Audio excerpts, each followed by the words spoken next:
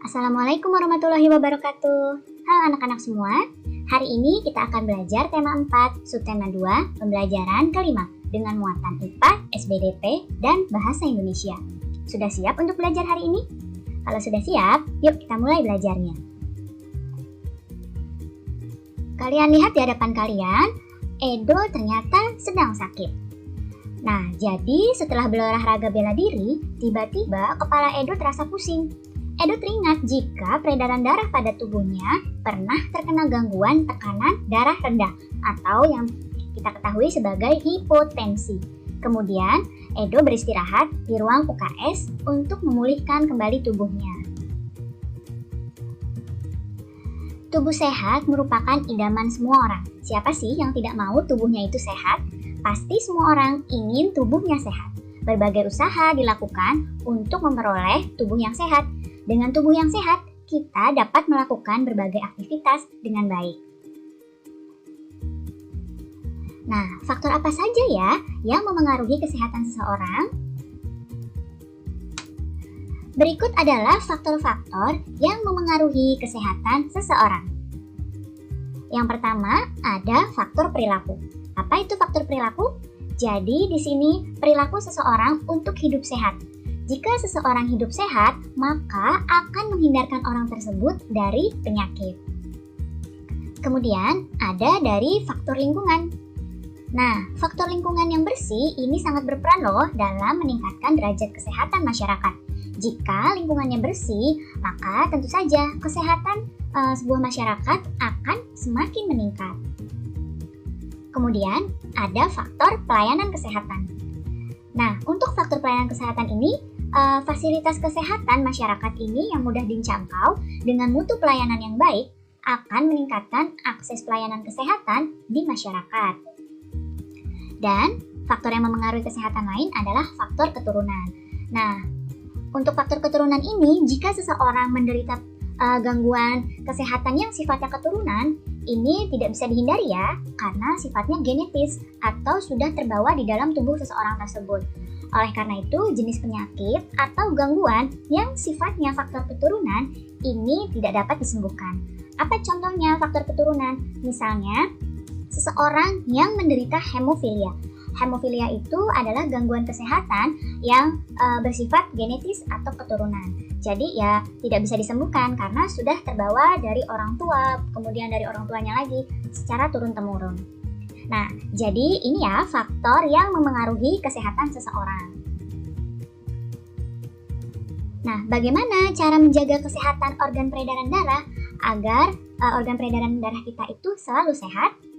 Nah, yang pertama kita menerapkan pola makan yang baik dan bergizi seimbang. Jadi, sebisa mungkin kita memakan makanan yang sehat. Ya, jangan kebanyakan makan junk food karena makanan yang kurang sehat itu tidak baik bagi tubuh kita. Dan usahakan makanan yang kita makan itu bergizi seimbang. Kemudian harus beristirahat yang cukup. Ya, jadi jika tubuh kita terlalu lelah, maka organ peredaran darah kita pun akan terganggu. Dan berolahraga secara teratur. Nah, olahraga secara teratur ini juga sangat penting karena dengan olahraga teratur, di sini organ peredaran darah kita itu akan lancar ya. Jadi ini adalah beberapa cara untuk menjaga kesehatan organ peredaran darah kita. Nah, di sini bisa kalian lihat, menari juga merupakan kegiatan yang menyehatkan karena menari itu menggerakkan anggota tubuh. Dalam menari, hendaknya kamu menggunakan pola lantai supaya gerakannya jadi lebih indah.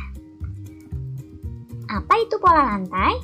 Nah, jadi tarian yang ditampilkan oleh sekelompok penari itu membutuhkan pola lantai. Apa pola lantai? Nah, pola lantai ini sangat penting karena pola lantai ini digunakan penari untuk mengetahui arah perpindahan gerak supaya antara penari yang satu dengan penari yang lainnya tidak bersinggungan atau bertabrakan ketika sedang menari. Nah, tarian yang menggunakan pola lantai itu menjadikan tarian tersebut jadi lebih indah. Nah, pola lantai itu ada 3 jenis di sini. Ada pola lantai vertikal atau pola lantai lurus, ada pola lantai diagonal, dan ada pola lantai garis melengkung. Pola lantai vertikal atau lurus ini seperti ini ya. Jadi penarinya itu berbaris secara lurus. Nah, ini namanya pola lantai vertikal atau lurus. Ada pola lantai diagonal. Nah, seperti ini penarinya. Bentuk pola lantainya seperti ini. Jadi gerakan penarinya itu bergerak secara diagonal. Dan satu lagi ada pola lantai garis melengkung. Nah, ini penarinya nanti bentuk pola lantainya, bentuk tariannya nanti akan melingkar atau melengkung seperti ini. Jadi ini adalah 3 jenis pola lantai.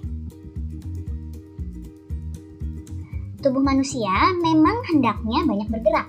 Dengan bergerak seperti berolahraga dan menari, denyut jantung akan meningkat, sehingga darah serta oksigen dan nutrisi dalam tubuh kita bisa disalurkan dengan baik ke seluruh tubuh. Jarang berolahraga membuat peredaran darah di seluruh tubuh kita akan terganggu. Dampaknya, peredaran darah terganggu dan akan timbul banyak penyakit. Nah, di sini ada sebuah pantun. Jalan-jalan ke kota hujan, naik turun melewati bukit. Jangan lupa gerakan badan supaya kita tak pernah sakit. Nah, masih ingatkah kalian pantun itu pola sajaknya itu apa? Ya, pantun itu bersajak A, B, A, B. Kemudian pada pantun ini masih ingatkah kalian yang mana yang disebut sampiran dan yang mana disebut isi? Ya, sampiran terdapat pada baris ke-1 dan baris kedua pada pantun. Sedangkan isi terdapat pada baris ketiga dan baris keempat. Nah, isi pantun ini bisa terdapat maknanya. Sekarang, makna dari pantun ini. Pantun di samping, maknanya adalah kita harus selalu menggerakkan badan kita agar tubuh kita sehat selalu. Akan belajar tema 4, subtema 2, pembelajaran ke-6 dengan muatan SBDP, PPKN, dan Bahasa Indonesia. Sudah siap untuk belajar hari ini? Kalau sudah siap, yuk kita mulai belajarnya. Nah, di hadapan kalian, Siti dan teman-temannya berkumpul di sebuah pendopo yang cukup besar. Letaknya di tengah kota. Ternyata pendopo itu bagian dari bangunan yang ada di sekitar sekolah seni. Di pendopo banyak orang yang berlatih tari. Nah, mereka juga di situ sering berlatih menari. Dalam sebuah tarian, untuk mempercantik tarian tersebut harus ada pola lantainya. Nah, tari kelompok itu membutuhkan pola lantai agar antara penari yang satu dengan penari yang lainnya tidak bersinggungan atau tidak saling bertabrakan.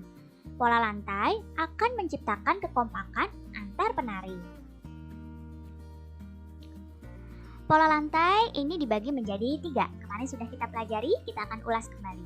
Nah, ada pola lantai vertikal atau lurus, kemudian ada pola lantai diagonal, dan ada pola lantai garis melengkung.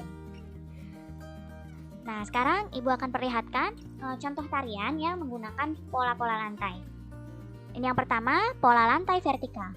Contoh tariannya ada tari saman dari Aceh dan ada tari perang dari Nusa Tenggara Timur.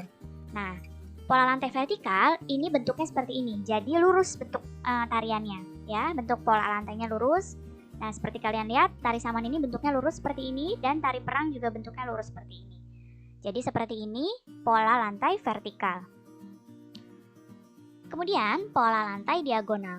Nah, tarian yang menggunakan pola lantai diagonal ada tari sekapur siri dari Jambi dan contohnya lagi tari pendet dari Bali.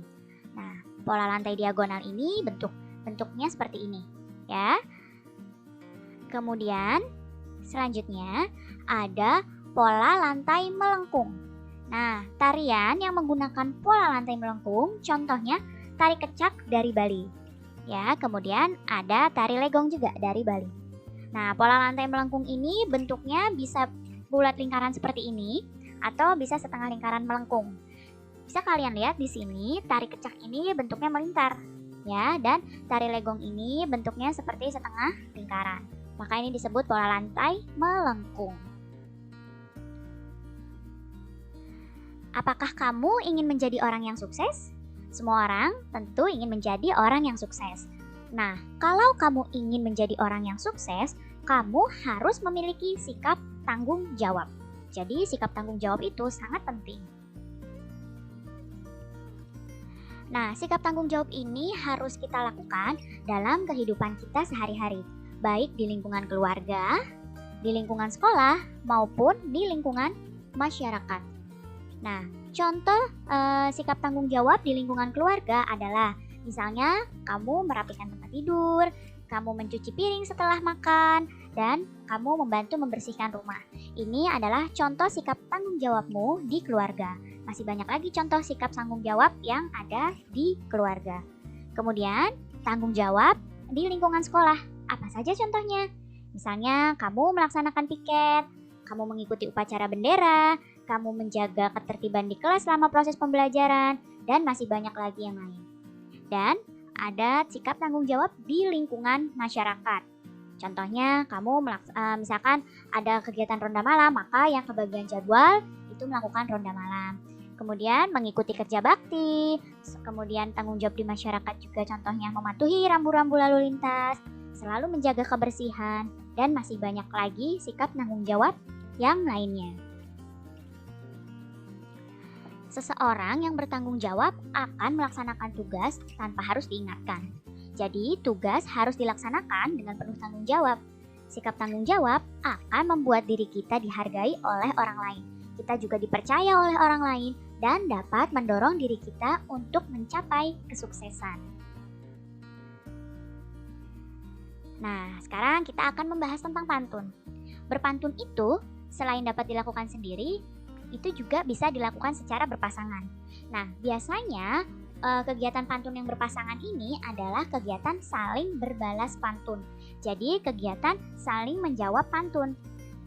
Itu disebut sebagai berbalas pantun. Kegiatan berbalas pantun ini dapat dilakukan jika tema pantunnya sama. Misalnya, jika pantun jenaka, maka berbalas pantunnya juga dengan pantun jenaka.